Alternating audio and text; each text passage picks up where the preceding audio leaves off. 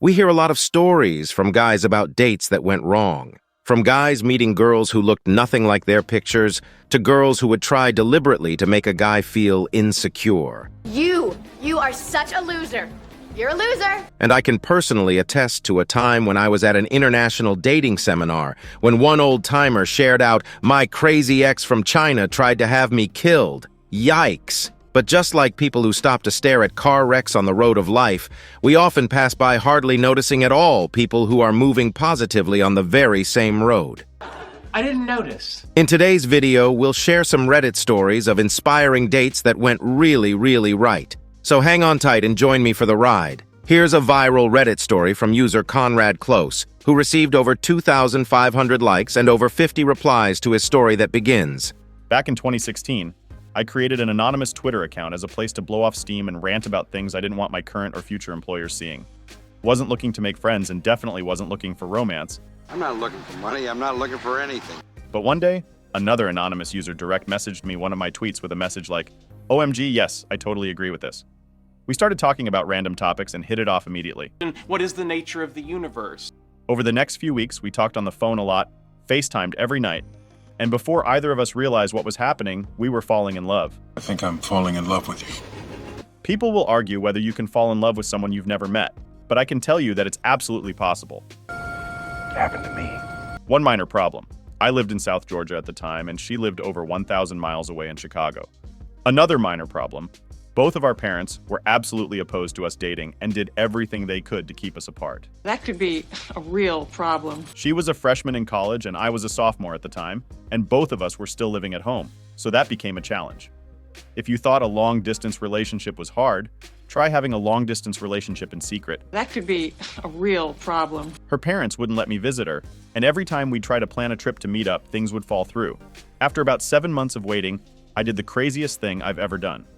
I got on a plane and flew to Chicago without telling anyone where I was going or telling her that I was coming. I called her from the O'Hare airport and nearly gave her a heart attack. Her parents somehow agreed to let her come see me after loading her purse with mace and pepper spray, and we spent an incredible few days laughing together and falling more in love than we thought possible. Oh, that's so sweet. Amazed that I would go to that much effort to date their daughter, her parents eventually relented and gave us their blessing.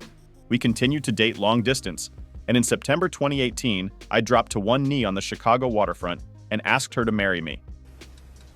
I think I'm gonna cry. She said yes, and made me the luckiest man alive. Fast forward to May 2019. I packed up my life and drove 14 hours straight with my golden retriever to start a new life in Chicago with the girl I love. Adjusting to Chicago has been a challenge for this diehard Southerner, but it's worth it, and I'd do it all again in a heartbeat. When the stars align and fate brings an incredible woman into your life, you don't give up on her just because she lives 1,000 miles away. If you made it this far, thanks for putting up with my rambling. Hopefully this inspires you not to give up on love. I'll never give up on love. Sometimes sliding in the DMs works. Oh, and love always finds a way. Oh wow, doesn't that sound romantic? What a pleasant contrast to all the negative stuff we hear about dates from hell. Now our next viral Reddit is short, sweet, and to the point. Reddit user Isawa2 shares. Before, blowing money on video games and fast food. Lonely and slept as much as I could. After married, have a daughter, I'm part of her family now and I love them all. Home is clean and comfortable, and we're smart with our money. And we'll have a house with land before too long. Hey guys, that is sweet. You know, lately our channel has been getting many comments from guys who are scared to get involved with women, I am so scared. fearing they will be toxic and bring them nothing but psychic or financial pain. But take a look at Isawa2's experience and ask yourself, what would you rather be?